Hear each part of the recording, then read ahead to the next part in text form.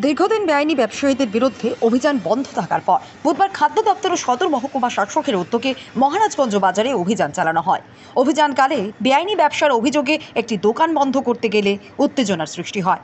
অভিযানে ছিলেন সদর ডুকলি ফুড কন্ট্রোলার প্রদীপ কুমার ভৌমিক, অনিরুদ্ধ ধর চৌধুরী, মুখ্য খাদ্য পরিদর্শক Debjyoti Chakraborty, food safety officer Vishnupad Jamatia প্রমুখ। তুমি দোকানে বিক্রি করতেছ, আমরা কাগজ কিছু নাই, ল্যাঙ্গুয়েজটা ঠিক রাখছি। আমি তো এটা কিনা গেলাম, চাইলে আমরা এটা দেখে যাই করব।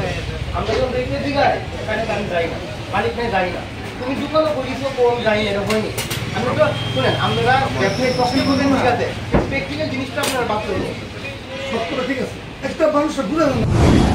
আসলে আমাদের সদর এনফোর্সমেন্ট টিম প্রতিনিয়তই আমরা বাজার পরিদর্শন করি। ইলেকশনের মুহূর্তে বেশ কিছুদিন বদ্ধ ছিল, কারণ আমরা সবাই ইলেকশনের কাজে খুব গুরুতরভাবে আমরা এগিয়ে ছিলাম।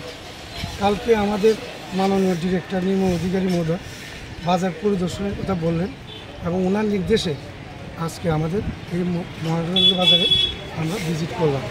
আমরা অনেকগুলি দোকানে ভিজিট করলাম, করে দেখলাম সেখানে মূলত আলু এবং পেঁয়াজের মূল্য আমার মনে হয় প্রতি কেজিতে 5 টাকা একটু বেশি। হোলসেল মার্কেটে তারা বলছে যে সোর্সে নাকি তাদের মূল্যটা বেশি, কিন্তু তাদের কাছে প্রয়োজনীয় কাগজপত্র চাইলে তারা এইভাবে কোনো সদুত্তর আমাদের কাছে দিতে পারেনি, কোনো রেকর্ডও আমাদেরকে দেখাতে পারেনি। আবার ফার্স্ট পার্টি থেকে সেকেন্ড পার্টি যে মালটা কিনে, তারা যে কেনার পর যে তাদেরকে একটা মেমো দেওয়া হয়, দীর্ঘদিন তারা বলা সত্ত্বেও তারা এই মেমোটা দেয় না।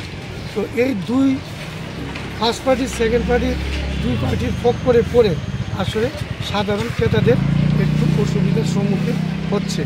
আমার মনে হয় ফার্স্ট পার্টি জনে মালগুলি কিনে তখন যদি তাদেরকে মেমোটা দিয়ে দিত, তাহলে বাজারটা আরেকটু মূল্য নিয়ন্ত্রিত থাকতো। এই ব্যাপারে আমাদের মাননীয় খাদ্য অধিকর্তা এবং সদর মহকুমা শাসক অনেকবার আমরা কেন্দ্রীয় স্তরে তাদের সাথে মিটিং করেছি, আমরা বলেছি, কিন্তু আসলে প্রথম যখন করি তখন তারা দেয়, পরবর্তীকালে তারা অফ করে দেয়।